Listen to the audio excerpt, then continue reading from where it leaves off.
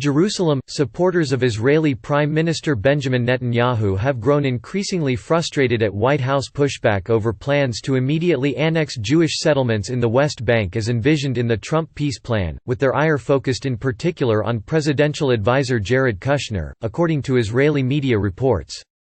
Sources among Israeli settler groups and within the Prime Minister's circle, according to the reports, blame Kushner for a split in the administration, portraying U.S. Ambassador David Friedman as more willing to see Israel annex the settlements in short order and Kushner resisting fast action.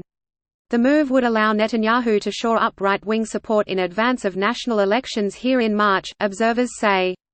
Contacted for a response, a spokesperson for the U.S. Embassy in Jerusalem said, "We don't comment on internal discussions." Netanyahu said hours after the plan's release that he planned to bring annexation before his cabinet within days. Friedman told reporters that day that the timing was up to Israel. If Israelis apply Israeli law to the settlement and territory allocated to Israel under the plan, a significant minority of the West Bank, then we will recognize Israeli sovereignty, Friedman said. But Kushner, in interviews and reportedly in conversations with Israeli officials, put the brakes on, saying the move should wait on a new government to be formed after next month's vote. In the West Bank, Trump's plan has validated settlers' dreams, and crushed the hopes of Palestinians. The ambassador, in another media call the day after the plan's release, said the measure would require coordination with a joint American-Israeli committee.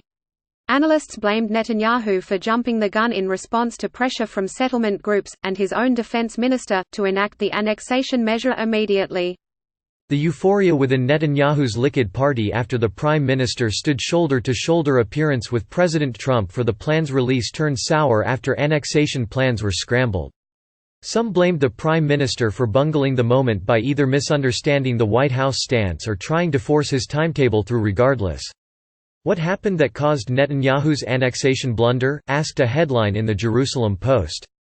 But other reports have been filled with unnamed complaints that it is Kushner who is thwarting Netanyahu's plans to take maximum advantage of the long-awaited plan.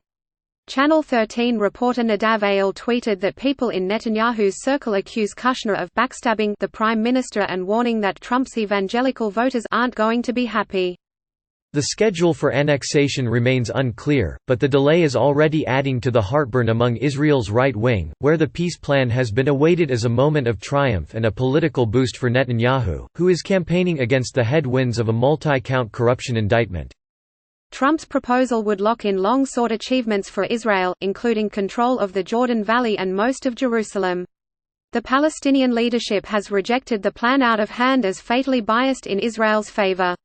And signs that some of Israel's Arab neighbors would support, or at least remain neutral, were weakened when foreign ministers within the Arab League voted unanimously Saturday to reject it. Leaders of the settlers' community, a key bloc of the support for the prime minister, have demanded that Netanyahu act now on their long-standing goal of extending Israeli sovereignty over more than 135 settlements dotted across a third of the West Bank.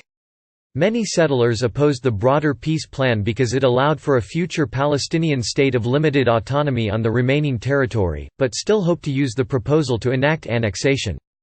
But resistance to the peace plan has hardened, splitting the movement. The Yesha Council, an umbrella group of settlement leaders, announced it would formally oppose the proposal Monday, leading the mayor of Ariel, one of the largest and more moderate settlements, to resign from the body. The council planned to pitch a tent outside of Netanyahu's office to demand sovereignty now, according to the Hebrew-language daily Yedioth Ahronoth. What can be taken must be taken. Defense Minister Naftali Bennett said in a meeting with the group, according to the report. Israel rushes to capitalize on peace plan as Palestinians express anger. Trump's Middle East peace plan expected to offer Palestinians conditional statehood. Today's coverage from Post correspondents around the world.